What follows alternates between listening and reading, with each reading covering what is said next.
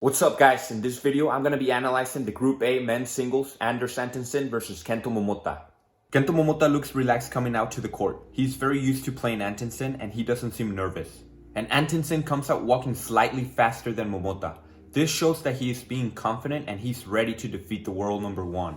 Antonsen moves around the court like he usually does. He's getting comfortable doing it so and also gets a feeling of familiarity. This is good to avoid nervousness. And Momota does the same thing. Both players seem very calm starting out, but you can see that Antonsen starts a bit more aggressive. He wants to show his dominance to Momota. Momota is aware of Antonsen's aggression and does not want to be left behind, so he starts upping the pace more. The game is very even so far, as both players are being aggressive towards each other. They are trying to have an edge by having a dominant mental state.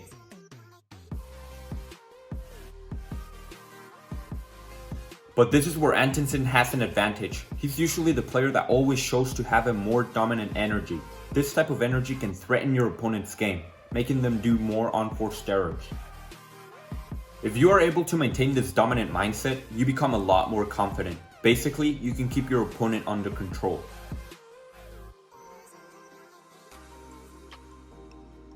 But Momota didn't mentally give up. He almost caught up to Antonsen, but since Antonsen had a slight advantage, that was enough for him to win the first game. This is important. Look at both players' body language. They are jumping because by doing it so, they gain confidence and improve their game instantly. They are basically telling themselves through those prep jumps that they got this, that they'll do their best. This is why in this first rally, they start off pretty even. But unfortunately, Antonsen makes an error and he lets that affect him instantly. Dwelling on your errors creates a cycle that makes you do more errors. This is why Antonsen becomes more vulnerable to errors in the following points. Momota instantly takes advantage of Antonsen's current weak mindset and starts dominating him. Unfortunately, Antonsen couldn't recover from his desperation and lost the second game. He does his prep jump, forcing him to gain back his confidence and to improve his game. This is why right away he becomes more consistent and aggressive. He's now trying to dictate the game. Unfortunately, he slightly hit it out.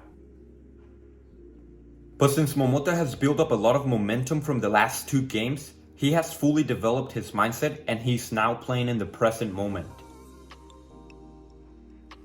By playing presently, you're able to radiate this intense energy that can overwhelm your opponents, making them do easy errors. But Antonsen has a resilient attitude. He doesn't give up and he's able to catch up. Unfortunately, his emotions are not consistent though, and he gets ticked off easily when he makes an error. This can definitely hurt your game as you are in a roller coaster of emotions. And yes, having a strong attitude and not giving up can still keep you in the game. That's why Antonsen is currently on the lead, but since he's playing with inconsistent emotions, he's vulnerable to unforced errors, as you can tell by the following points. When you have reached a certain level, badminton becomes a mental game. It's all about entering the present moment and how you deal with your ego, your emotions, and your errors. Will you let that go and focus on the game, or will you let that control you? Momota was the player who managed to stay in the present moment longer, giving him an advantage over Antonsen that allowed him to win the game. Alright guys, thank you so much for watching. Subscribe to see more awesome videos. I'll see you in the next one.